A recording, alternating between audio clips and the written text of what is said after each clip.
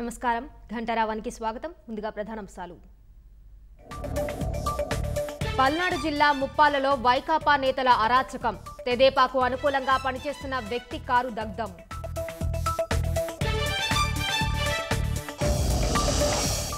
స్వామి భక్తితో దిగజారుతున్న సీఎస్ జవహర్ రెడ్డి జగన్ పార్టీకి లబ్ధి చేకూర్చడమే పరమావధిగా ప్రయత్నాలు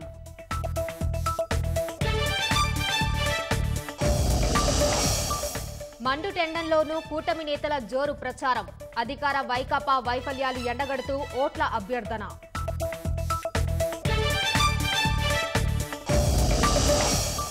ప్రశాంతంగా మూడో విడత సార్వత్రిక ఎన్నికల పోలింగ్ అహ్మదాబాద్లో ఓటు వేసిన ప్రధాని నరేంద్ర మోదీ